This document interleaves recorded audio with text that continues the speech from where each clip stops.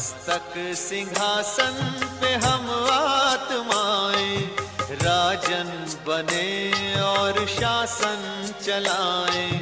कर्मेंद्रियां कर्मचारी हमारी, भ्रिकुट बीच दरबार अपना सजाएं। ओम शांति। मधुबन कैसे लग रहा है? कैसे लग रहा है आज? जैसे दुल्हन सजी हो ऐसा। और कैसे लग रहा है मधुबन? जगमगा रहा है, दमक रहा है। ओम शांति भवन कैसे लग रहा है? जैसे कोई राजमहल, जैसे कोई दरबार, जैसे कोई राज दरबार, चारों तरफ रोशनी, जैसे विशुद्ध चेतनाओं का केंद्र। मधुबन है ही क्या? शुद्ध संस्कृति का द्वीप। मधुबन क्या है? शुद्ध चेतनाओं का द्वीप, शुद्ध संस्कृति का द्वीप। संसार में जो कुछ श्रेष्ठ है या हो सकता है वो यहाँ है। ये केवल प्रकाश नहीं है, ये दिव्य प्रकाश है। ये केवल जड़ प्रकाश नहीं है, चैतन्य प्रकाश है, जो अरावली की वादियों को चीर कर कहाँ पहुंच रहा है? विश्व गगन में दूर दूर तक इसकी किरणें जा रही है और सारे संसार को जगमगा रहा है। तो ऐसा यह विशुद्ध चेतना का द्वीप जहां हम बैठे हैं, ऐसा ये ओम शांति भवन। कुछ दिन पहले दादी जानकी जी ने क्लास कराई थी ओम शांति भवन में। तब एक जबरदस्त महावाक्य उच्चारण किया था मधुबन के लिए। कौन सा वाक्य था वो? मधुबन को क्या कहा था दादी ने, जिससे ओम शांति भवन भी डोलने लग गया था? कौन सा वाक्य था? माताओं की तरफ से बताओ, कोई किसी को याद होगा तो। क्या कहा था दादी ने? याद है किसी को? अभी अभी क्लास हुआ था ना कुछ समय पहले। क्या कहा था? सिंह गर्जना। सिंह गर्जना कौन सी की थी? क्या शब्द कहा था मधुबन के लिए? याद है किसी को? हम सुनाएंगे तो याद आ जाएगा। दादी ने कहा था ना, मधुबन है मेरे बाप का घर। याद आया ना? क्या कहा था? मेरे बाप का घर। तो ऐसे मधुबन में हम यहां बैठे हैं। जैसे ये दीपावली है, दीपों की आवली, आवली अर्थात पंक्ति, रो, लाइन, दीपों की पंक्ति, कतार, द लाइट ऑफ लैम्प। तो द रो ऑफ लैम्प्स जिसको कहते हैं, ऐसी दीपावली। तो मधुबन कैसे लग रहा है? जैसे कि राज दरबार। तो हम अभी चलते हैं एक दूसरे राज दरबार की ओर। कौन से राज दरबार की ओर? जहां राजा कौन है और राज दरबारी कौन है और दासिया कौन बैठी है उस सभा में, और कौन मुख्यमंत्री है और कौन सी अष्ट शक्ति या नवरत्न या फिर अष्ट सहयोगी है, उनको हम देखेंगे। कैसा चल रहा है ये मंत्रिमंडल। संसार में आज तक कितने ही राजाएं हुए, उनके जैसे सम्राट अकबर के क्या थे? नवरत्न थे, बिरबल, तानसेन, तोडरमल। उसी तरह चंद्रगुप्त द्वितीय, जिसको कि विक्रमादित्य भी कहा जाता है, उसके भी नवरत्न थे। वैसे ही शिवाजी महाराज है महाराष्ट्र में, उनके अष्ट मंत्रिमंडल, उनके अष्ट मंत्री थे। उसी तरह किसी के पंच मंत्री थे। उसी तरह कृष्णदेव राय, एक विजयनगर साम्राज्य में एक शासक हुआ है कृष्णदेव राय, उसके भी इसी तरह से अष्ट मंत्री थे। किसी के अष्ट, किसी के पंच और किसी के नवरत्न, अलग अलग अलग अलग अलग। तो ये राज दरबार कैसा राज दरबार है ये, जिसमें राजा कौन है? राज्य अधिकारी आत्मा कौन है? राज्य अधिकारी जिसमें आत्मा है। और इसका कारोबार बाबा पूछ रहे हैं, इसके कारोबार का बाबा ने वर्णन किया है। बहुत गहरी मुरली है, बहुत सारे गहरे राज उसमें हैं। जैसे आज बोला ना, बाप तुमको एक एक राज समझाते हैं। संगठन कैसा है?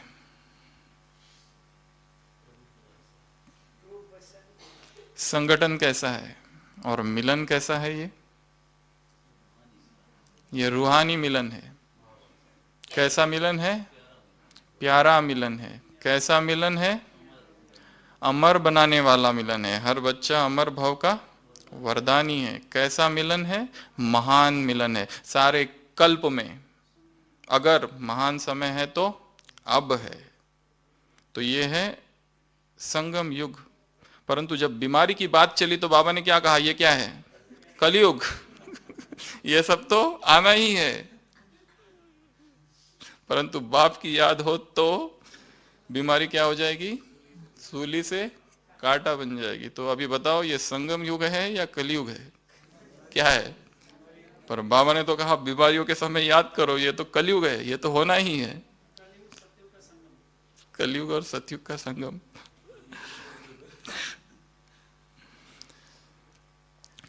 कौन सा संगठन है ये? प्रभु प्यारों का संगठन है। कौन सा संगठन है ये? वाह वाह का संगठन है। सारी विश्व में ढूंढ के आओ, कहीं मिलेगा ऐसा संगठन? केवल यहाँ है। उन आत्माओं का संगठन है जो प्रभु प्रेमी है, जो प्रभु प्यार के दीवाने हैं, प्रभु प्रेम में जो मगन है। उनके पास लव रूपी मास्टर की है, जिससे दुर्भाग्यशाली आत्माओं को सौभाग्यशाली बनाते हैं, जिससे किसी की भी भाग्य के लक की ये क्या है? जैसे चाबी है, लॉक की ये चाबी है, लक के लॉक की चाबी प्रेम। तो वो प्रेम की पूंजी हमारे हृदय में है, मास्टर की परमात्मा प्रेम। तो ये संगठन है प्रभु प्यारों का संगठन। यह संगठन है महान संगठन। ऐसे संगठन में भगवान आते हैं। परंतु कल क्या देखा बाबा ने? एक राज दरबार देखा। बहुत सारे प्रश्न पूछे। किसी ने निकाला, मुझे कहा 40 प्रश्न है टोटल। 39? अच्छा। तो क्या देखा बाबा ने? राज दरबार को। उससे पहले क्या देखा? मुख्य प्रश्न पूछे बहुत सारे, 7 प्रश्न हैं। पहले तो आते ही बैलेंस देखा, फिर समानता देखी। किसमें बैलेंस देखा? रूप बसंत। रूप अर्थात योग, बसंत अर्थात ज्ञान। तो ज्ञानी कितने बने हैं और योगी कितने बने हैं, इसका क्या बैलेंस है। फिर बसंत कितने बने हैं और रूप में कितना स्थित है, इसकी समानता। अगर समानता होगी तो ही बैलेंस होगा। पहला प्रश्न और दूसरा प्रश्न मुरली का आपस में कनेक्टेड है। पहला प्रश्न कहता है बैलेंस है, दूसरा प्रश्न कहता है समानता है। जब समानता होगी तभी बैलेंस होगा। बसंत अर्थात आवाज में आना। और ऐसा ही अभ्यास वाणी से परे जाने का है। प्रश्न पूछा है बाबा ने। एक तरफ कर्म इंद्रियों से कर्म करते हुए उसकी स्मृति, और दूसरी तरफ आत्मिक स्वरूप में स्थित हो। एक तरफ कर्म के अधीन स्थिति, दूसरी तरफ संगम युगी कर्मातीत कर्मेंद्रिय जीत स्वराज्य अधिकारी की स्थिति। जितना देखना, सुनना और सुनाना सहज है, क्या उतना ही समेटने की शक्ति से कर्मेंद्रियों को अकर्मी कर्मातीत स्टेज का भी अनुभव है। धाड़ धाड़ धाड़ बाबा ने प्रश्न पूछना चालू किए। तो एक तरफ ज्ञान, एक तरफ योग,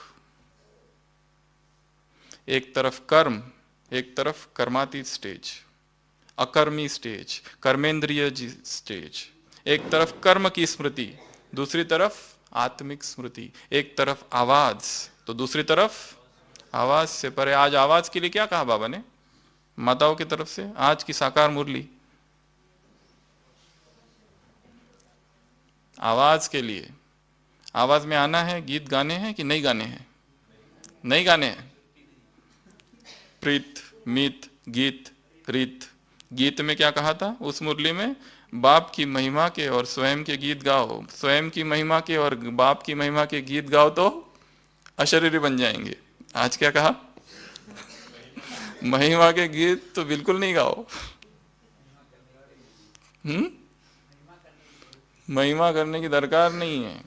यहां तो तुमको आवाज से परे जाना है। संदर्भ अलग अलग है।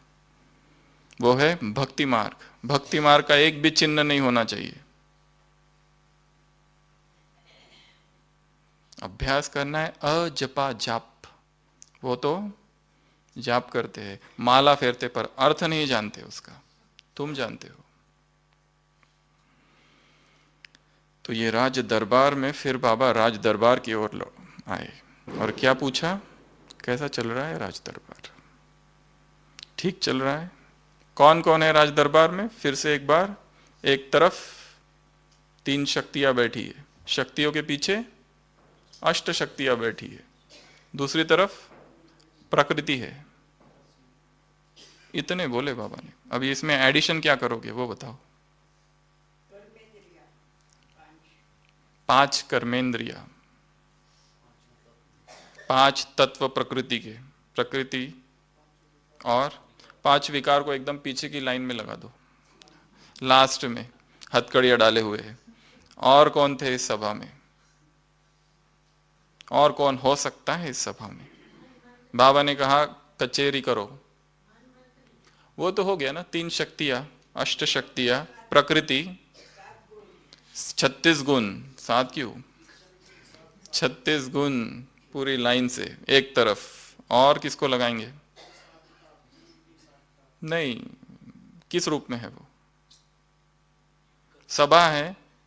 और कौन? 9 खजाने, 9 निधिया का गायन है शास्त्रों में। 9 निधिया और अष्ट शक्तियां। अष्ट शक्तियां, अष्ट सिद्धि नवनिधि के दाता, असबर दीन जानकी माता। हनुमान को वरदान दिया था जानकी जी ने जब अंगूठी दिखाई थी। तो अष्ट सिद्धियां। अष्ट सिद्धियां तो पता है। नव निधियां है। कौन कौन सी नव निधियां? हमारी कौन सी निधियां है? ज्ञान, गुण, शक्ति, संकल्प, संकल्प और समय, दुआएं, पुण्य कर्म, खुशी और पवित्रता। 9 खजाने हैं। खजाने तो अनगिनत है, परंतु ये 9 मुख्य है। तो 9 खजाने भी इस सभा में है। और कौन है इस सभा में? सूरज, चांद, ग्रह, नक्षत्र सारे इस सभा में है। तो ये एक सभा इधर हो गई। एक दूसरी भी सभा का वर्णन किया है बाबा ने। वो किसकी सभा है? एक दूसरी भी सभा है, धर्मराज की सभा। धर्मराज का राज दरबार। इधर से उधर जो रिफाइंड नहीं बने, जिनका यहां ठीक नहीं है, फाइन भरने उधर जाएंगे। फाइन अर्थात सजा। तो वहां पर भी एक है सभा। वहां पर भी धर्मराज बैठा हुआ है। वहां दूसरे प्रकार की सभा है। एक तीसरी भी सभा हो सकती है। वो कौन सी? ये तो ब्राह्मणों का बाबा ने कह दिया। ये संगठन प्रभु प्यारों का है। वाह वाह संगठन है। दैत्यों की सभा। रावण की एक सभा होगी ना। रावण भी तो बैठता होगा अपने विकारों के साथ और उनके मंत्रिमंडल के साथ। पूछता होगा एक एक को कि बोलो काम क्या बहादुरी दिखाई। तो रावण को अभी हृदय गदगद हो जाता होगा जब काम कहता होगा 20 साल के ब्रह्मचारी को आज नीचे गिरा कर आया हूं। तो कितना खुश होता होगा रावण भी। लोभ क्या कहता होगा तो रावण को खुश करने के लिए, जो सब कुछ छोड़कर यहां आ गए, उनमें भी संसार के वैभव और वस्तुओं के प्रति लोभ उत्पन्न करके आया हूं, तो रावण तो अपने गले का हार निकालकर सीधा उसके गले में डाल देगा। वाह बच्चे वाह, वो भी वाह वाह सभा होगी। जैसे ये वाह वाह सभा है, वो कहेगा कि ऐसी सभा संसार में और कहीं नहीं है। वाह खट्टे बच्चे। उसके लिए तो उसका आखिरी बच्चा भी प्रिय है। जैसे बाप को भी लास्ट बच्चे से भी प्यार है, चाहे पुरुषार्थी है नहीं है फिर भी प्यार है, अति प्यारे है, सिकिलदे है, लाडले है, साधारण है फिर भी लाडले है और प्यारे है और सिकिलदे है, दुलारे है, दिल के दुलारे है, वो दिलवर है। तो बच्चे दिल के दुलारे है। क्रोध से लिए क्या कहेगा वो? क्रोध अपना समाचार सुनाएगा। क्या समाचार सुनाएगा? 10 साल का कोई तपस्वी साधना कर रहा था, कौन सा सामान लेके? मैं शांत स्वरूप आत्मा हूं लेकर, और आज मैंने क्या पराक्रम करके आया हूं? 10 साल के सामान को टुकड़े टुकड़े कर दिया, चकनाचूर। तो ऐसे को भी मैंने ऐसा कर दिया। तो रावण करेगा वाह बच्चे वाह। अहंकार को क्या कहेगा रावण? अहंकार क्या समाचार देगा अपना? जो दिन रात सेवा में लगे थे, जिन्होंने काम को जीता, क्रोध को जीता, लोभ को जीता, मोह को भी जीत लिया, ऐसे कुछ बच्चे थे और जो बेहद की सेवा कर रहे थे। सेवा करते करते करते करते अब ये सोचने लगे कि मैं कर रहा हूं। जो ये समझते हैं कि अपने पुरुषार्थ से चल रहे, वो हाथ खड़ा करो। जो ये समझते हैं कि हमारा बाप से प्यार नहीं है, वो हाथ खड़ा करो। पूछा ना प्रश्न, कौन चला रहा है? परमात्मा प्रेम चला रहा है। तो जो ऐसा समझते थे, अहंकार क्या कहेगा? मैंने उसमें भी क्या कर दिया? मैंपन डाल दिया। सेवा का समाचार सुनाते सुनाते अब वो सेवाओं के समाचार नहीं रहे, वो मैं के समाचार सुना रहा है। अभी सेवाएं तो बेहद की कर रहे हैं, परंतु समाचार किसका सुना रहे हैं? मैं का। वो सेवाओं का समाचार नहीं है, वो मैं का समाचार किया, मैं का समाचार बता रहे। मैंने ये किया, मैंने वो किया, मैंने ऐसा किया, मैंने वैसा किया।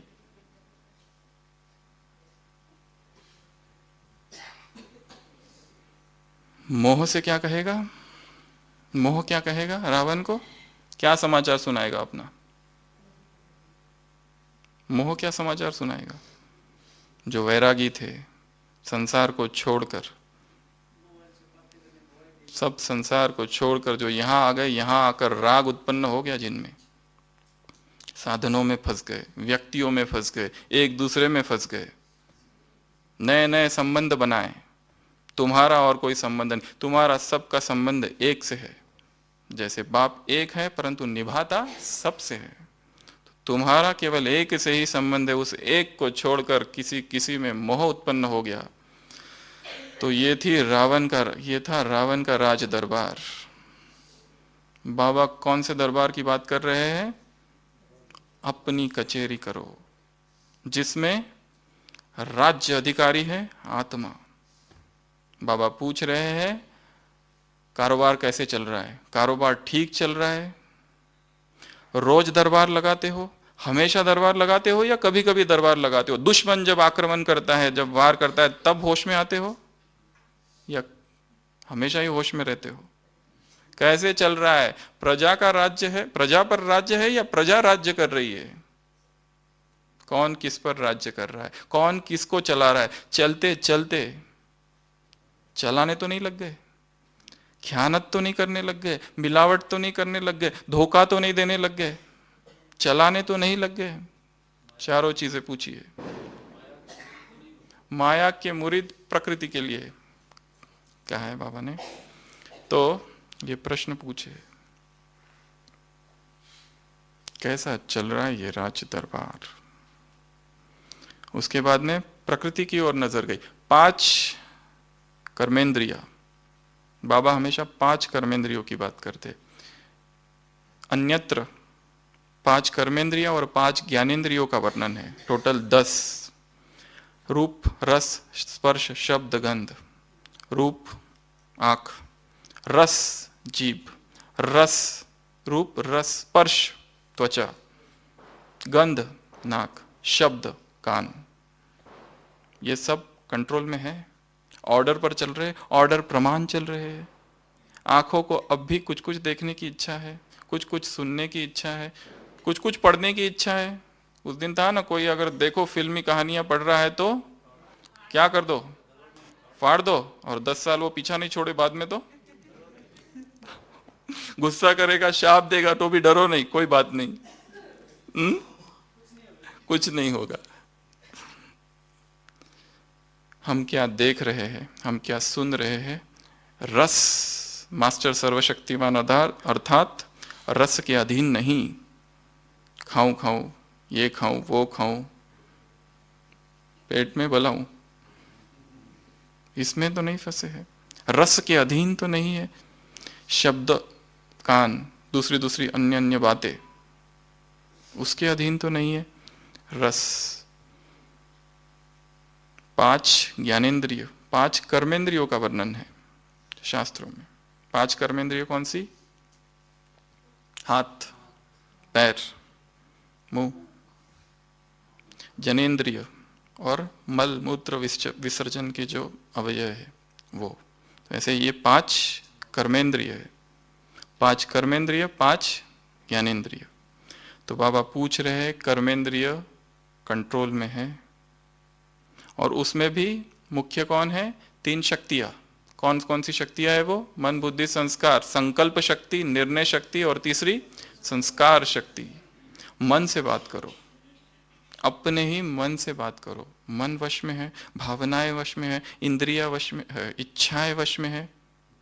मन, बुद्धि, बुद्धि की निर्णय शक्ति ठीक है। आज मुरली में बोला है बाबा ने, जो फ्रेश बुद्धि है वही इस ज्ञान को धारण कर सकते, उनकी धारणा अच्छी है, जिनकी फ्रेश बुद्धि है। बुद्धि कैसी है? तीसरा संस्कार, संस्कार शक्ति। बाबा ने कहा ये 3 कौन है? महामंत्री है। क्या क्या? दल बदलू तो नहीं है इसके, मौका परस्त, मौका मिलते इधर से उधर, उधर से इधर, माया के मुरीद तो नहीं बन जाते हो। ये मंत्रिमंडल में कोई हलचल तो नहीं है। तो अपने ही मन से बात करना, अपने ही बुद्धि से भी बात करना, अपने ही संस्कारों से बात करना। मन बुद्धि संस्कार, और पीछे खड़ी है अष्ट शक्तियां। अष्ट शक्तियां सहयोग कब नहीं देगी? जब राजा में 3 अवगुण होंगे। कौन से वो 3 अवगुण बाबा ने बताए? एक है नींद, दूसरा है नाच, और तीसरा है नशा। तो कौन सी नींद और कौन सा नाच और कौन सा नशा? सबसे पहला तो नींद। कौन सी? अलबेलेपन की नींद में अगर राजा है तो शक्तियां सहयोग नहीं देगी। अलबेलेपन में है, आलस्य में है, विलासिता में अगर डूबा हुआ है, प्रमाद में है, तो शक्तियां सहयोग नहीं देगी। पहला है नींद। कौन सी नींद? अलबेलेपन की नींद। दूसरी अल्पकाल की प्राप्तियों का नशा। नशा कौन सा? हमने ये पा लिया, वो पा लिया, ये पा लिया, थोड़ा बहुत पा लिया, और थोड़ी बहुत उपलब्धि है और उसका ही ढिंढोरा पीट रहे हैं। क्या पाया? कुछ नहीं पाया। पाना अभी बहुत है। जो पाया वो संसार का है, वो अल्पकाल की प्राप्ति है। ईश्वरीय संपदा को कितना आत्मसात किया, अंगीकार किया है, ईश्वरीय पूंजी को हृदय में कितना समा के रखा है, वो है पाना। संसार की जो प्राप्ति है आसार। तो दूसरा अवगुण अगर राजा में है, अल्पकाल की प्राप्ति का उसे नशा आ गया, तो शक्तियां सहयोग नहीं करेगी। तीसरी व्यर्थ संकल्प के नाच में मस्त।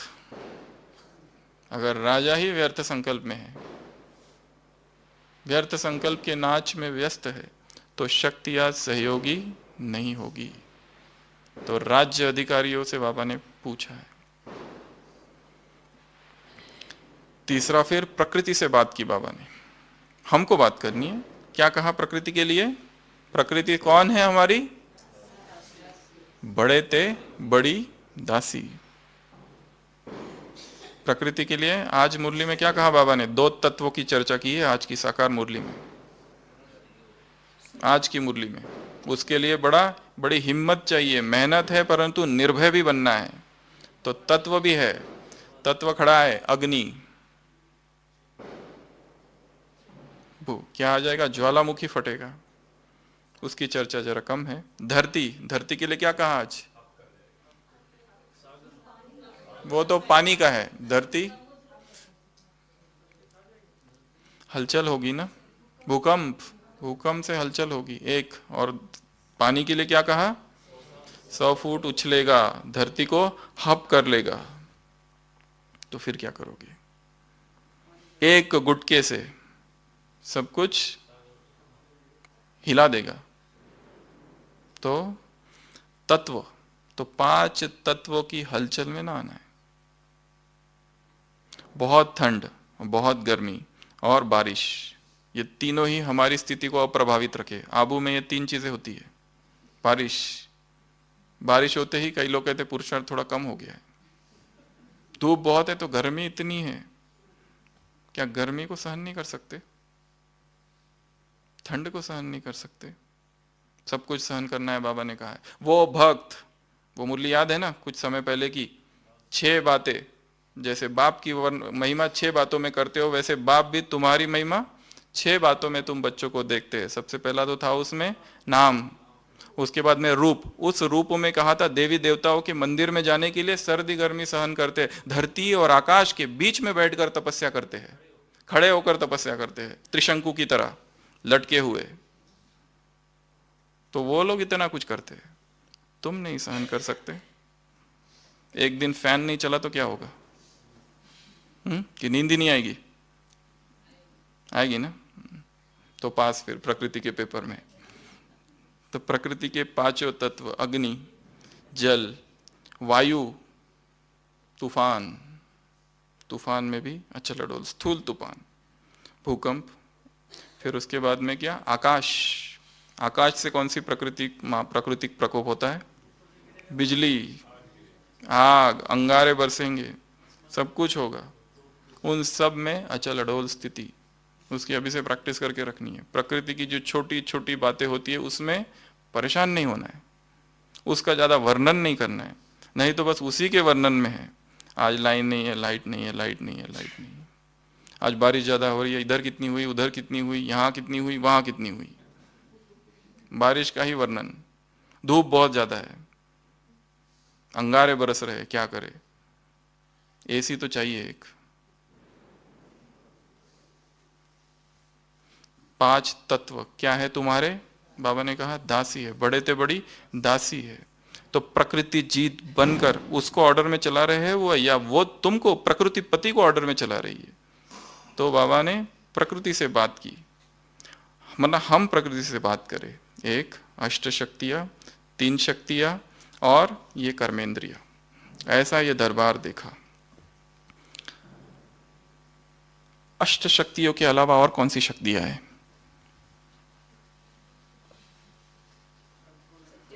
Ruling power, controlling power, touching power, catching power, सत्यता की शक्ति, अनुभव की शक्ति, निर्भयता की शक्ति और पवित्रता की शक्ति, प्रेम की शक्ति, संतुष्टता की शक्ति और साइलेंस पावर, योग बल, पवित्रता की शक्ति और ज्ञान की शक्ति और महसूसता की शक्ति और मनन की शक्ति। आगे मुरली में पार्टियों से मुलाकात में बाबा ने बोला है, लास्ट लाइन, फर्स्ट पार्टी, मनन शक्ति को बढ़ाओ, शुभ चिंतन करो, मनसा सेवा करो और मनन शक्ति को बढ़ाओ। मनन शक्ति, परिवर्तन की शक्ति, पावर ऑफ ट्रांसफॉर्मेशन। और सहन शक्ति तो 8 में आ गया ना, 8 छोड़कर एकाग्रता की शक्ति, पावर टू कॉन्सेंट्रेट, और दृढ़ता की शक्ति, डिटर्मिनेशन, और कैचिंग पावर हो गया, धारणा शक्ति, धारण करने की शक्ति, मनोबल, और ये सब मनोबल ही है। पावर टू अंडरस्टैंड, समझने की शक्ति। हाँ, बाबा ने तो कहा है समझ, ये समझ की बातें है, मुरलियों में ये बहुत आता है, ये सब समझ की बातें हैं। डिस्चार्ज क्या? निर्वाह करना, निर्वहन करने की शक्ति, सेवा, सेवा की शक्ति, पुण्य की शक्ति और संग्रह करने की और संग्राम करने की शक्ति, ये इस पर एक मुरली चली है। संग्रह क्या, संसार की वस्तुएं नहीं, ज्ञान, और संग्राम क्या, माया से संग्राम, युद्ध। तो संग्राम करने की शक्ति और संग्रह करने की शक्ति, इस पर भी एक मुरली है। और एडजस्ट होने की शक्ति, और दुआएं, आशीर्वाद भक्ति का शब्द है, दुआएं, निर्भयता की शक्ति, और धारण करने की शक्ति, नम्रता की शक्ति, निश्चय का बल, निश्चय का बल, और स्नेह हो गया, प्रेम स्नेह हो गया, त्याग की शक्ति, सहन करने तो अष्ट में आ गया ना, अष्ट में आ जाता है वो, सहन करना, सामना करना, वो तो उसमें आ गया। और सहन शक्ति, अष्ट शक्तियां छोड़कर स्मरण शक्ति, स्मरण शक्ति ये भी है, स्मरण शक्ति, वैराग की शक्ति, ठीक है लक्ष्य की शक्ति, और कौन सी शक्ति है, ग्रहण हो गया, स्वीकार करने की शक्ति, डिस्टर्ब ना होने की शक्ति। दादी जानकी जी ने एक क्लास में कहा था, डिस्टर्ब ना होने की शक्ति धारण करो, और धैर्यता की शक्ति। तो ये सारी शक्तियां है, इन सब शक्तियों को भी रोज देखो। बाबा ने कहा रोज कचेरी करो, रोज देखो, चेक करो, चेंज करो, जो नहीं है उसको लाओ, देखो मुझ में कौन सी शक्ति नहीं है, उस शक्ति को वहां धारण करो। तो ये शक्तियां, फिर बाबा ने और एक कहा कि कंट्रोलिंग पावर से देखो क्या रिजल्ट है, क्या रिजल्ट है हमारी। पुराना खाता अब तक भी बचा हुआ है कि पूरा समाप्त कर दिया है? अगर है तो धर्मराजपुरी में, अगर ठीक नहीं है तो वहां ठीक करना पड़ेगा। अगर यहाँ फाइन नहीं भरा तो यहाँ, अगर तो रिफाइन नहीं बने तो वहां फाइन भरना पड़ेगा। तो बाबा ने कहा मस्तक के टेबल, मस्तक को टेबल कहाँ, उसमें 3 फाइल है, कौन सी? ये नहीं किया, ये नहीं किया, एक, दूसरा ये चाहिए, ये करना है, ये फाइल में ही लगे हुए हैं, तो खत्म कब करेंगे? नया वर्ष आ रहा है, पुराना वर्ष चला गया, पुराने खाते सब अभी तक अगर चलाने वाले हैं तो क्या, जो चलाने वाले उनको चिल्लाना पड़ेगा, जो चलाने वाले उनको चिल्लाना पड़ेगा, एक एक सेकेंड एक एक वर्ष के समान होगा, दर्दनाक होगा वो आगे। विनाश काल में जो दृश्य है, आगे बोला वो कि उसमें जो दृश्य उसके, वो तो इसके सामने कुछ नहीं होगा। ऐसा चिल्लाना पड़ेगा, रोना पड़ेगा, दिल फाड़ कर रोना पड़ेगा।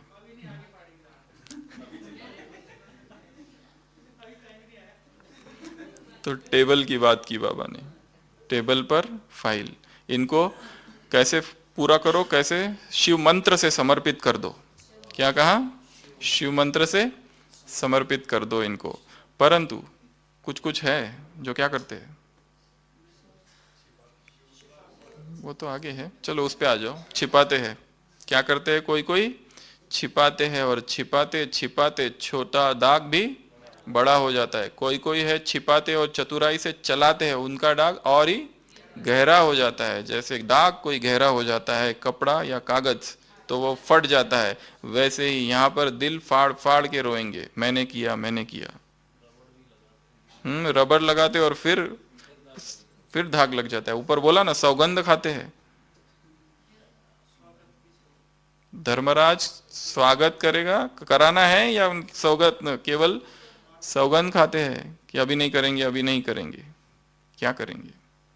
तो केवल सौगंध खाने से नहीं होगा, दृढ़ संकल्प।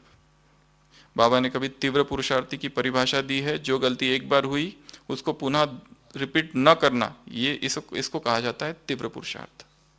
ये है तीव्र पुरुषार्थ। तीव्र पुरुषार्थ की परिभाषा है ये।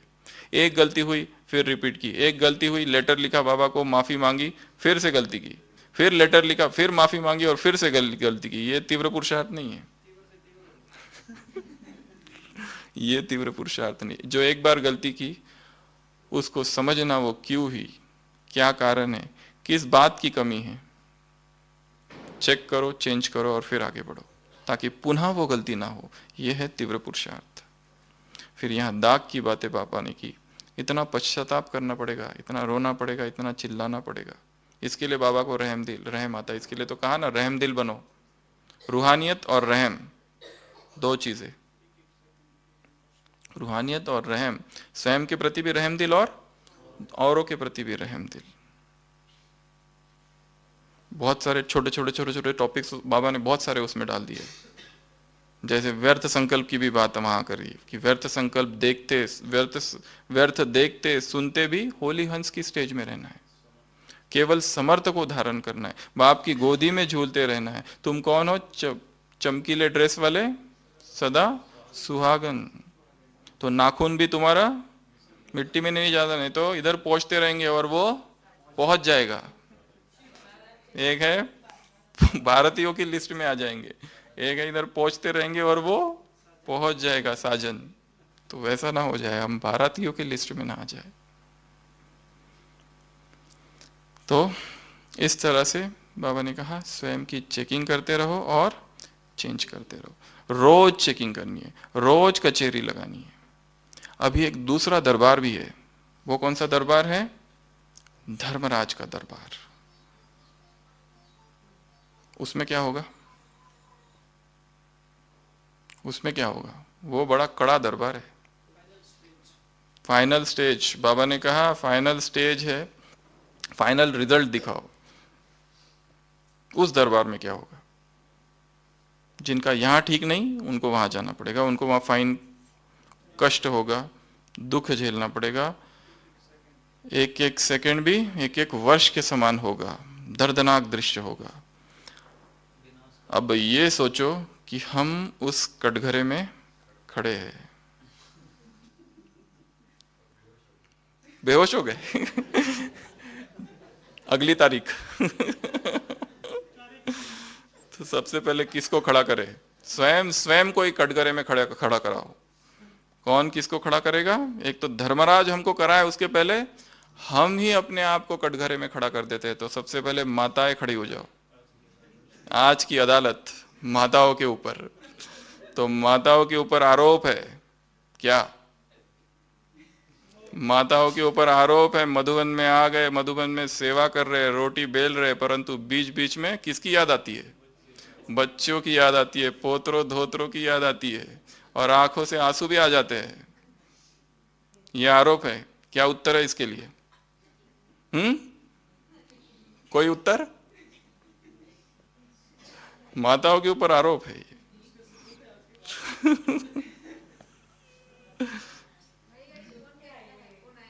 दूसरा आरोप, फोन बजा और कई आत्माओं को सूक्ष्म वतन से, कईयों को परम धाम से नीचे लाने के निमित्त बने। माताओं का सबसे पहले तो फोन बजा, आधा मिनट ये समझने को लगा कि मेरा फोन बज रहा है, आधा मिनट चेन खोलने में लगा है। पहली चेन, दूसरी चेन, तीसरी चेन खोली, फिर बंद की, खोली, फिर बंद की, फिर बंद की, फिर एक खाने से मोबाइल निकाला, फिर मोबाइल को दृष्टि आधा मिनट, उसमें से बटन कौन सा है ढूंढने के लिए। तब तक मोबाइल की घंटी बज रही है। आत्माएं परम धाम से नीचे कुछ कुछ गिर गई, कईयों को फ्रैक्चर हो गया, कुछ सूक्ष्म वतन से अभी नीचे है, आ रही है देखने के लिए कौन है वो। अभी दृष्टि दे रही है मोबाइल को, सोच रही है कौन सा बटन है। फिर किसी ने कहा माता जी बाहर जाओ, जाते जाते भी घंटी बज रही है। गेट के बाहर जाने के बाद फोन उठाया और जोर जोर से बातें करना चालू किया, और थोड़ी देर बाद फिर योग में वापस, चाहे मुरली चाहे बाबा का कमरा। तो माताओं के ऊपर आरोप है, कईयों को चोट लगाई, कई गिरे ऊपर से नीचे। तो इसके लिए क्या उत्तर है माताओं के पास? ये आरोप लगाया है धर्मराज ने, या स्वयं पर आरोप लगा दो आज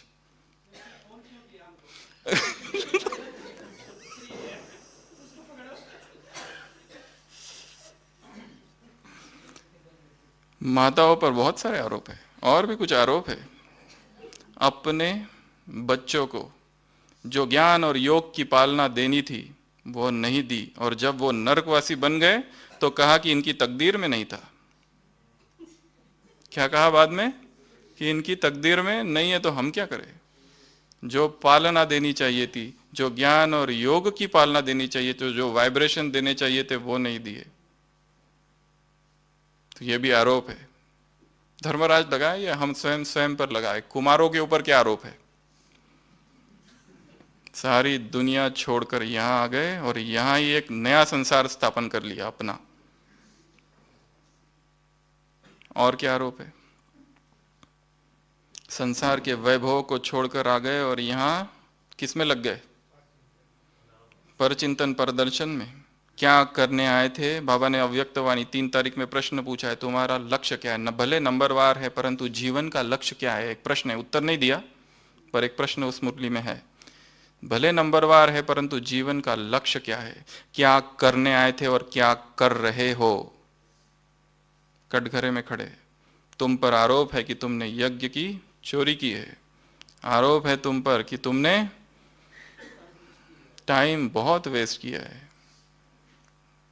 आरोप है तुम पर कि साधनों के वश हो गए, मोबाइल, टीवी और इंटरनेट में लग गए। आए क्या करने थे और कर क्या रहे हो? तपस्या करने के बजाय क्या कर रहे हो?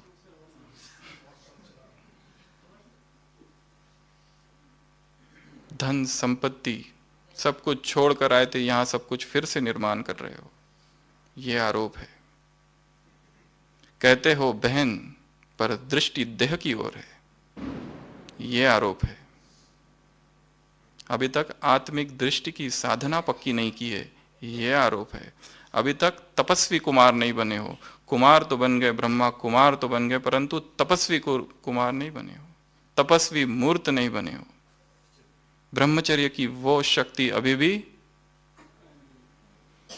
धमनियों में अग्नि की तरह स्पंदित नहीं हो रही है। जितना शक्तिशाली तुमको बनना चाहिए था, उतना नहीं बने हो। जितनी धारणाएं तुम कर सकते थे, जितनी शक्तियां तुम में थी, वो तुमने अभी तक यूज नहीं की है। यह आरोप है। स्वयं स्वयं को आरोपित करो, नहीं तो धर्मराज आरोप लगाएगा। और कौन है? अधर कुमार।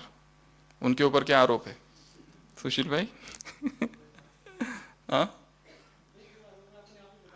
अपने आरोप अपने आप ही बता दो, इससे पहले कि धर्मराज आरोप लगाए। तुम्हारे ऊपर आरोप है कि अवसर था, समय था, परिस्थितियां भी अनुकूल थी, फिर भी अपने घर को ईश्वरीय यूनिवर्सिटी नहीं बनाई, फिर भी अपने घर को गीता पाठशाला में रूपांतरण नहीं किया। यह आरोप है तुम पर। जबकि भगवान कह रहा था यहां संसार में इंटरनेशनल रोला चल रहा है, वो डेटी, नेशनैलिटी, दैवी राष्ट्रीयता का हिस्सा नहीं बने। तो यह आरोप है। जितना समय सेवा को देना चाहिए था, उससे ज्यादा समय किसमें लगाया? धंधादौरी, यहां वहां भटकने में, ये वो कमाने में, अल्पकाल की प्राप्तियों में। यह आरोप है। कुमारियों पर क्या आरोप है?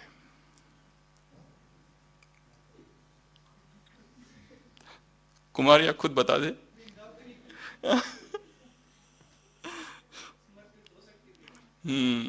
राइट हैंड बन सकती थी, परंतु कौन सा टोकरी अच्छी लगी?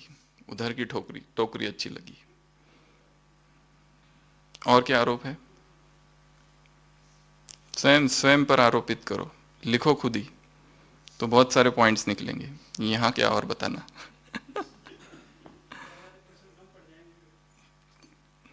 तो बाबा कहते हैं स्वयं ही ये धर्मराज का दरबार है, कड़े कड़े प्रश्न। यहां पर कोई इप्स बट्स कुछ बोलने की अवसर नहीं दिया जाएगा तुमको। अगर तुमने अपनी सफाई में कुछ कहा तो वहां पर एक कंप्यूटर है बड़ा, फट फट फट डेट और टाइम सहित स्क्रीन में दिखाया जाएगा, देख लो। तुम पर आरोप है कि तुमने बार बार झूठ बोला था। तुमने अगर कहा मैंने कभी झूठ नहीं बोला, 1 मिनट ऑडियो वीडियो सहित, कोई नहीं छूटेगा। बाबा बिना साक्षात्कार कराए सजाएं नहीं देंगे, बार बार मुरलियों में आता है। ये सजाएं क्या है? मानसिक पीड़ा, मानसिक वेदना, 1 सेकंड में ही कई जन्मों के कष्ट, पीड़ा, दुख की अनुभूति। कोई एक अलग से धर्मराज नहीं बैठा है डंडा लेकर। यह आत्मा को स्वयं ही अनुभव होगा कि क्या करने आए थे और क्या कर दिया। स्वयं ही पश्चाताप होगा, स्वयं ही दुखी होंगे। पश्चाताप, बाबा ने कहा ट्रिब्यूनल किसके लिए बैठेगा? संसार की आत्माओं के लिए ट्रिब्यूनल नहीं बैठेगा। जो बाप का बनकर ट्रेटर बन गए उनके लिए ट्रिब्यूनल है, जो बाप का बनकर श्रीमत पर नहीं चले उनके लिए ट्रिब्यूनल है। तो इस तरह से स्वयं की कचेरी करो। हम दो बातें इसमें और भूल गए, ख्यानत क्या है और मिलावट क्या है। तो ख्यानत किसको क्या बाबा ने, जो खजाने, जो 3 खजाने, 3 शक्तियां बाप ने दी थी स्व कल्याण और विश्व कल्याण के लिए, वो किसमें लगा दी? व्यर्थ में और अकल्याण की बातों में लगा देना, यह है ख्यानत। और मिलावट क्या है? परमत और जनमत। भाषा उनकी रॉयल होगी, बात तो वैसे ही करेंगे, कहेंगे मुरली के शब्द भी वैसे ही होंगे, परंतु अंतर इतना होगा जैसे शिव और शव। शिव को भूलकर शव में लटकेंगे, शिव को भूलकर शव में लटकेंगे। कहेंगे, दिलासा देंगे स्वयं को, ये तो होता ही है, कौन देखता है। इस तरह से बोल उनके होंगे। रूप श्रीमत जैसा ही होगा, परंतु बाबा ने कहा दूसरों को धोखा देना, ये तो जैसे तुम स्वयं को दुख दे रहे हो, 1 का 1000 गुना दुख जमा कर रहे हो। तो ना तो मिलावट हो, ना तो ख्यानत हो, ना तो धोखा। हम धोखा दे किसको रहे? स्वयं को ही तो धोखा दे रहे, और किसको धोखा दे रहे? सबसे बड़ा धोखा ही इसको आत्मघात कहो, या फिर एक अच्छा शब्द है इसके लिए, प्रवंचना, आत्म प्रवंचना कहते हैं इसे हिंदी में, सेल्फ डिसेप्शन। कौन किसको धोखा दे रहा है? पहला प्रश्न ये है, मैं धोखा दे किसको रहा हूं? जताने की कोशिश कर रहे हम योगी है और तपस्वी है, परंतु अंदर में कुछ और बाहर में कुछ और। इसके लिए बाबा ने कहा कि हाँ, सच्चा बनो, छिपाओ नहीं, सच्चा बनो। अगर सच्चा बन के जो है जैसा है वो बाप के सामने रख दो तो बाबा मदद करेगा, परंतु छुपाओगे तो बढ़ेगा, बीमारी बढ़ेगी। सर्जन बैठा हुआ है, उसको बताओ। ऐसा नहीं, कोई कोई पेशेंट ऐसे भी होते हैं, अभी तो हम बीमार हैं ना, एक बार डॉक्टर को दिखा देना। अभी कैसे जाए डॉक्टर के पास? पहले ठीक तो हो जाओ, फिर जाएंगे डॉक्टर के पास। चलने की तो हालत हो, अभी तो इतनी तबीयत खराब है, बुखार चल रहा है, उठा भी नहीं जाता है। अरे एक बार दिखा तो लो, ठीक तो हो जाने तो बाद में जाएंगे। ऐसे भी कहते हैं कोई लोग, और जब ज्यादा सीरियस हो जाते तो तब जाते हैं फिर आईसीयू। तो यहां पर भी जब थोड़ी बहुत बीमारी है तो तुरंत चले जाओ डॉक्टर के पास। तो यहाँ रूहानी सर्जन बैठा हुआ है, ठीक कर देगा। आधा माफ, वैसे तो ड्रामा में माफी होती नहीं, परंतु वो माफ इसके लिए है कि हल्के हो जाओगे, फिर से दोबारा वो गलती रिपीट नहीं होगी। इसके बाद में बाबा ने 2 विशेषताएं देखी ब्राह्मण आत्माओं की। पहली कौन सी? विशेषता, और दूसरी कौन सी? अनुभव। पहली विशेषता, बाप दादा बच्चों को किस नजर से देखते हैं? बाप दादा बच्चों को देखकर अति हर्षित है। 3 तारीख की मुरली, क्योंकि शुरुआत मुरली की, क्योंकि बच्चे बाप के मिलन में हर्षित है। बच्चे बाप को देखकर या बाप से मिलकर हर्षित है, मिलन में हर्षित है, इसके लिए बाप भी हर्षित है। तो बाबा किस नजर से सब बच्चों को देखते हैं? विशेषता की नजर से देखते हैं। हर एक बच्चे की विशेषता देखते हैं, चाहे कैसा भी हो, परंतु विशेष आत्मा है, इसके लिए तो इस विशेष परिवार में आ गया।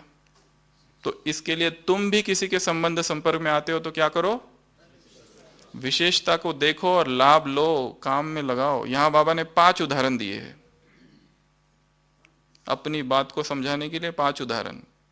पहला उदाहरण स्वयं का ही, उसका खुद का उदाहरण। जैसे बाप होपलेस में भी होप वाला बना देता है, वैसे चाहे कैसी भी आत्मा हो, उसकी विशेषता से तुम क्या करो? उसकी जो विशेषता है उसको कार्य में लगाओ, लाभ लो उससे। तो ये बाबा ने पहला उदाहरण स्वयं पर ही देखा है। दूसरा, तुम सब कौन हो? ज्वेलर्स हो। दूसरा, ज्वेलर का उदाहरण दिया है। तो ज्वेलर क्या देखता है? हीरे को देखता है, पत्थर को नहीं देखता है। तो ये तुम्हारा पार्ट है हीरो, युग है हीरे तुल्य। अच्छा, इधर बज रहे धर्मराजपुरी। तो युग है हीरे तुल्य, पाठ है हीरो, हीरो और देखो हीरा। ये दूसरा उदाहरण। तीसरा उदाहरण, बाबा ने अगर कहा ये अगर करो तो ये संगम युग की विशेषता है, ये अगर कहो इसको कहा जाता है तीव्र पुरुषार्थ, ये अगर करो तो ये लहर सारे विश्व में फैलेगी, शुभ भावना की किरणें सारे संसार में फैलेगी। दूसरा। तीसरा उदाहरण, अब बताओ। 5 उदाहरण दिए बाबा की मुरली, बाबा जो बोलते हैं हर चीज का उदाहरण दे दे कर स्पष्टीकरण करते हैं अपनी बात का, संसार के उदाहरण होते हैं वो सारे। जैसे बचपन में चलने में मेहनत होती है,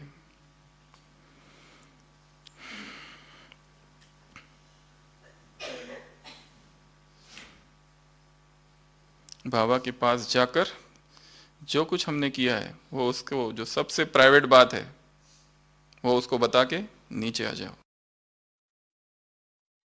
तो बचपन में मेहनत करते हैं किस लिए? चलने के लिए।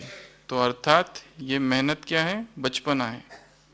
इसके लिए सहज योग। अगर कोई भी बात आती है तो वहां क्या कर दो? मुश्किल होती है तो बाबा को रख दो। तो बाबा क्या कर देगा? जैसे सागर का उदाहरण दिया, चौथा। सागर क्या करता है? कीचड़े को किनारे पर कर देता है, तो बाप भी बोझ को समाप्त कर देगा। अंतिम उदाहरण दिया, कौन सा? जैसे पंडा होता है, उसको भूल जाते हैं तब रास्ता मुश्किल लगता है, तो उसको सदा साथ रखना है। शुभ भावना रखो, शुभ मनसा सेवा करो और मनन की शक्ति को बढ़ाओ। बाबा ने कहा तुम कौन हो? मजदूर नहीं हो, तुम अधिकारी हो।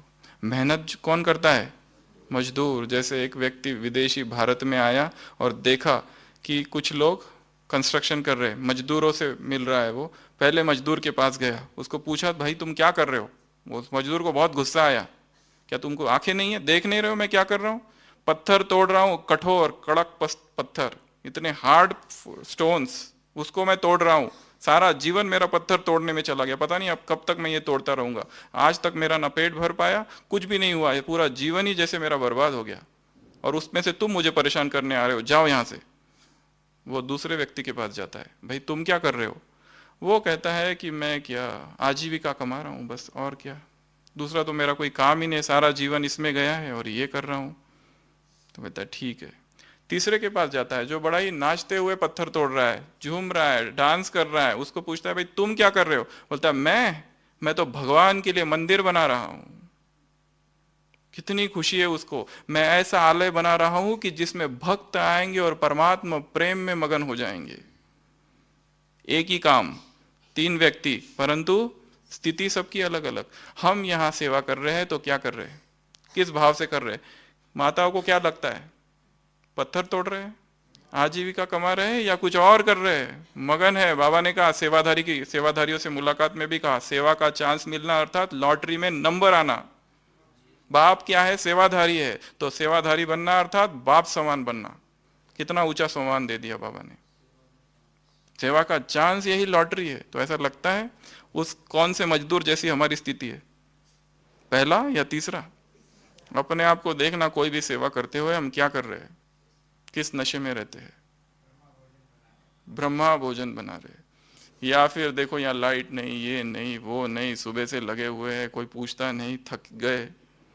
बाबा ने जिस धर्म की स्थापना की है वो एक नया धर्म है, नाचता गाता धर्म है, ऐसा दिव्य धर्म है। अब तक के जितने धर्म हुए हैं, अब तक की जितनी संस्कृतियां है, सब मरी हुई संस्कृतियां है, थके हुए धर्म है। परमात्मा ने जो धर्म स्थापन किया है वो एक नाचता सन्यासी है।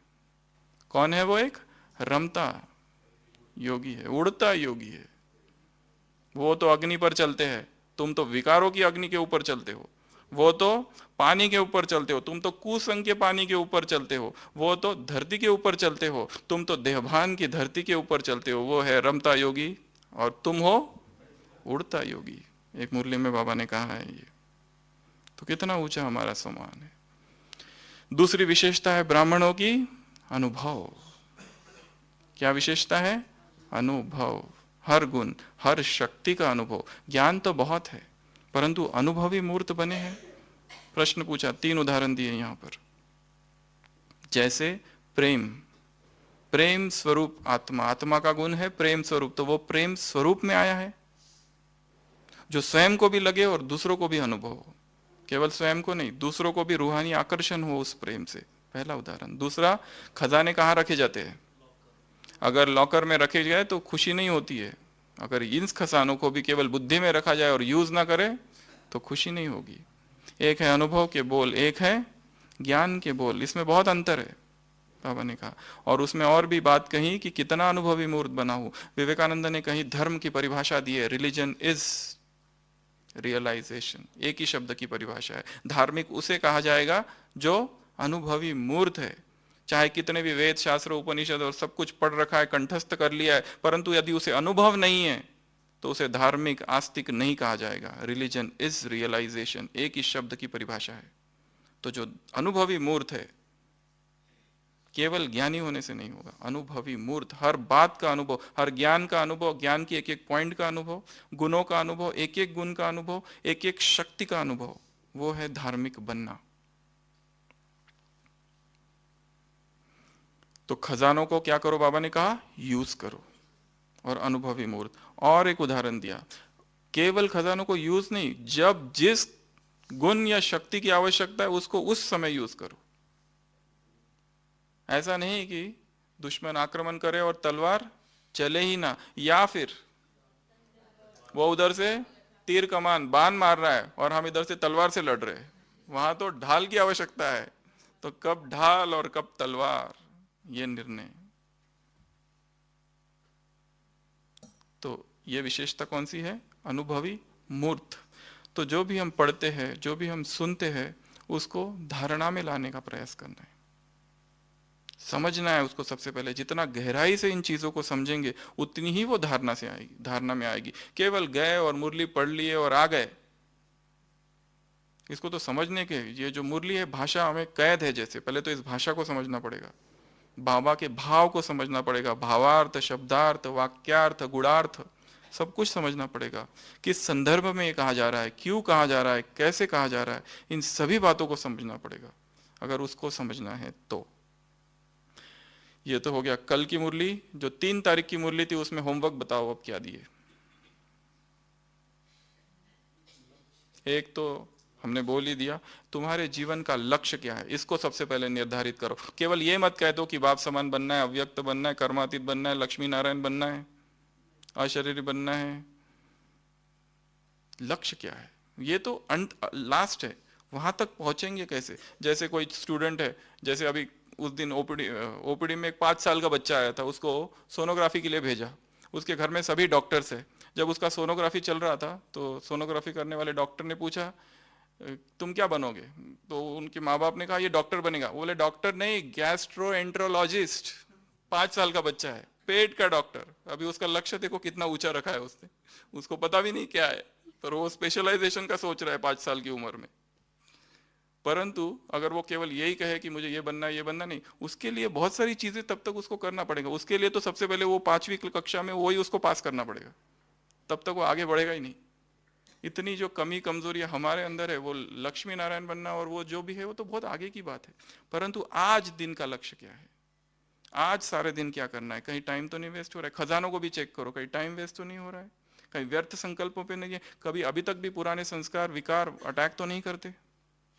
उनको जीतना एक एक करके। To slay each passion each day, English में कहावत है, हर दिन एक एक वासना को खत्म करते जाओ।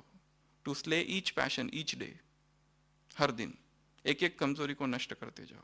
तो लक्ष्य हमको ऊंचा रखना है, परंतु उसके साथ ये सब भी होता रहे, पुरुषार्थ साथ साथ। तो क्या होमवर्क दिया? एक तो भले नंबरवार है, परंतु तुम्हारे जीवन का लक्ष्य क्या है, तो हर एक ने निकालना है मेरे जीवन का लक्ष्य क्या है, पहला होमवर्क। दूसरा, पुरुषार्थ में आगे से आगे बढ़ना है। अगर बाप से कनेक्शन ही नहीं तो शक्ति कहां से आएगी? अगर बाप की याद ही नहीं तो शक्ति कहां से मिलेगी? संबंध एक से है, यह है। दूसरा कि आगे से आगे बढ़ना है। तीसरा, बीमारी आ जाए तो याद में रहना है, तो क्या हो जाएगा? सूली से कांटा बन जाएगा। और भी कुछ है, अपने आप को संभालना है। वो हेल्थ के लिए कहा, ब्लेसिंग से चल रहे हो, ये भी कहा। और प्रत्यक्षता की परिभाषा दी बाबा ने, सब कुछ करते हुए सर्व संबंध एक से रखना, यह है प्रत्यक्षता। और भी कोई होमवर्क? सोमान को याद करना, उस मिलन मुलाकात को याद करना, हमारी स्मृति में जैसे वो गूंजते रही। जैसे सूरज भाई बता रहे थे ना उस दिन, कौन आया है, डैडी आया है ना हमारा। तो वो संबंध कभी टूटे ना, उसका जो समीपता सामीप्य का जो अनुभव है वो हमेशा ही रहे और सदा रहे, सदा वो हमारे साथ है। चित्र देखो, कौन से चित्र देखो, मनाई उस चित्र को देखते रहो, और जितना हो सके हमारे जीवन का लक्ष्य हो कि हम दूसरों को कुछ ना कुछ दे। एक छोटी सी कहानी बताकर इस व्याख्यान को यहीं अंत करता हूं। एक अस्पताल में दो मरीज थे, कैंसर का अस्पताल, दो मरीज, एक खिड़की के पास, एक उसके बाजू में। दोनों ही बड़े सीरियस, क्रिटिकली इल जिसको कहते हैं, और कई सालों से थे। वो जो खिड़की वाला था उसको दिन भर में केवल एक ही बार उठकर वो बैठ सकता था, 1 घंटे के लिए शाम में। उतनी उसको इजाजत थी कि वो 1 घंटा बैठे ताकि उसकी छाती में जो कैंसर फैला है और जो पानी भरा है वो थोड़ा सा ड्रेन हो। दूसरा मरीज है, उसको ये आदेश था कि वो बस लेटा ही हुआ रहे, बिल्कुल फ्लैट, कभी उठे ही ना, बस वैसा ही, क्योंकि कैंसर पूरा उसके स्पाइन में घुस गया था। तो वो दोनों मरीज बड़े मिलिट्री वाले थे, आपस की बहुत बातें करते थे। और जब ये दूसरा मरीज जो था, जो खिड़की के पास वाला था, 1 घंटा जब उठ के बैठता था तो वो दूसरे मरीज को वो सारी बातें बताता था जो वो खिड़की से बाहर देख रहा है। वो बताता था कि कितना अच्छा सरोवर है, तालाब है, बच्चे खेल रहे हैं, उसके पीछे पर्वत है। कभी बताता था यहाँ से क्या जा रही है, बारात जा रही है। और जो ये दूसरा मरीज था, उसको तो बेचारे को तो कुछ ऑप्शन था ही नहीं, तो वो मन ही मन वो सारी चीजें सोचता था, जैसे कि वो 1 घंटा उसके जीवन का सब कुछ था। वो इंतजार करता था कब वो 1 घंटा आ जाए। और वो जैसे ही सुनाने लगता था बाहर की खिड़की की बाहर जो भी दिख रहा है, इसको बड़ा खुशी का अनुभव होता था। उसको लगता था वाह कितना, जैसे वो जीता था वो उस पल को, वो 1 घंटे को। वो कभी बताता था पंछी उड़ रहे हैं, बच्चे तालाब में नाव चला रहे हैं, कभी तो कोई प्रेमी आपस में हाथ डाल के घूम रहे हैं, जो कुछ उसको दिखता था। और कई सालों तक वो नई नई बातें, उसको हर दिन नई नई बातें बताता रहा। और उसको बहुत खुशी होती थी, जैसे कि उसको जीवन का जैसे एक सहारा मिल गया ये दूसरे पेशेंट को, जो कि ये बाजू में था। और एक दिन ऐसा हुआ कि जो खिड़की वाला मरीज था, रात में ही शरीर छोड़ दिया। सुबह सुबह सिस्टर परिचारिका आई, उसने देखा ये तो गया, इसकी डेड बॉडी को यहाँ से शिफ्ट कर दो। फिर ये जो मरीज था इधर वाला, उसने कहा कि क्या मैं अपना बेड शिफ्ट कर सकता हूँ अगर कोई दूसरा पेशेंट नहीं आ रहा हो उस बेड पर। थे सिस्टर कहती है ठीक है, इस बेड पे आ जाओ, खिड़की वाले। और फिर वो सिस्टर से और एक रिक्वेस्ट करता है, मैं एक बार देखना चाहता हूँ इस खिड़की के बाहर क्या है, क्योंकि मैं कई सालों से सुन रहा हूँ, हर दिन नई नई चीजें देख रहा हूँ। और वो तो बेचारा चला गया, पर मुझे एक बार देखने दो बस, कैसे भी करके जस्ट एक बार। और उठ के देखता है तो सामने एक दीवार और कुछ नहीं। वो पूछता है सिस्टर से, वो पेशेंट ने तो मुझे इतने सालों तक कई सारी बातें बताई, आज ये दिख रहा है, कल इंद्रधनुष दिख रहा है, कभी उसको कुछ दिख रहा है, कभी बारात, तो कभी परेड जा रही है वहां से, कभी कुछ हो रहा है, कभी कुछ, वो सब कहाँ है। सिस्टर उससे कहती है कि शायद उसने तुम्हें बहलाने के लिए कहा, वो तो अंधा था। जो पेशेंट है जिसने शरीर छोड़ दिया, वो ही वॉज ब्लाइंड। तो देखो उसको पता था कुछ है नहीं, परंतु उसने जीवन का लक्ष्य रखा, जो बाजू में है जितना हो सके मैं उसको सुख दूं, खुशी दूं उसको। उसके जीवन में तो कुछ है ही नहीं, सामने तो दीवार थी और वो खुद अंधा था, क्या बता रहा होगा। तो जीवन का लक्ष्य बाबा ने कहा खुश रहना और खुशी बांटना, तो इसको भी लक्ष्य रखो। ओम शांति।